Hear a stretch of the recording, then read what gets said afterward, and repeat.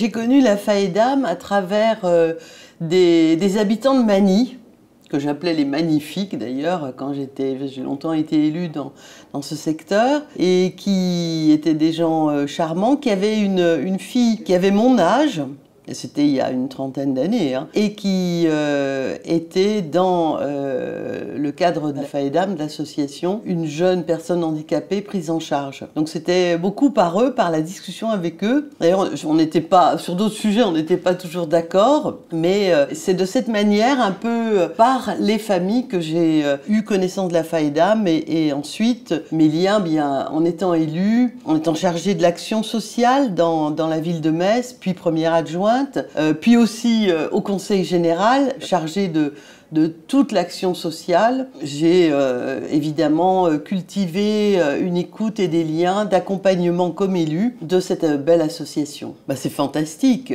Je suis extrêmement admirative de l'évolution en quelques décennies de cette association qui a fait un travail remarquable et surtout un travail, c'est ça la qualité, l'action, il peut y avoir de l'action publique évidemment, mais il y a une qualité associative qui fait une espèce de supplément d'âme qu'on ne trouve dans aucun système de service public. C'est peut-être un peu brutal ce que je dis, mais la qualité de la connaissance par l'association de parents fait que tout ce qu'a réalisé la Faedam était vraiment ajusté et surtout créatrice d'idées nouvelles et du respect de la personne souffrant d'un handicap à travers l'insertion, à travers l'hébergement adapté, à travers les activités, à travers la diversité aussi. Une association comme la Faedam a contribué à faire bouger les lignes, à avoir un temps d'avance. C'est ça la différence entre une association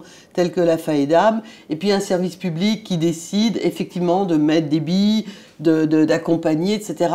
Il y a ce supplément d'âme ici, qui est exemplaire et que, pour ma part, j'admire beaucoup. Que mon rôle, c'était de faciliter et d'être à l'écoute et aussi de défendre. Parce que, il y a 50 ans, enfin, moi, j'étais pas là il y a 50 ans, mais j'étais là il y a 30 ans quand même.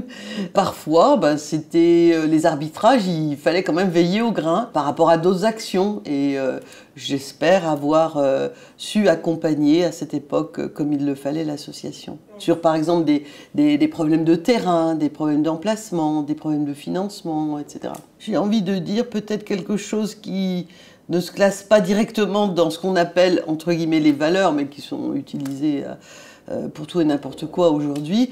Peut-être un sentiment plus qu'une valeur, c'est-à-dire de la bienveillance et du respect et de la constante recherche de montrer que souffrir d'un handicap, c'est avoir une vie qui peut être tout à fait comme la vie d'une personne ordinaire. Et ça, c'est l'insertion, c'est ce qu'on appelle l'insertion. Mais il y a quelque chose de plus. Il y a de la bienveillance, de la qualité, presque de la tendresse en fait. Mais je mets avant tout la bienveillance et l'humanité en fait de ce que construit la Faedam depuis 60 ans. Peut-être un souhait pour qu'on se projette, c'est d'espérer que l'association va continuer, j'en doute pas, mais d'avoir cette action de qualité, qu'elle soit reconnue et qu'elle permette de montrer que souffrir d'un handicap, c'est pas nécessairement être différent. C'est enrichir les autres, leur faire comprendre qu'il est très important de vivre ensemble en cohérence et en affection.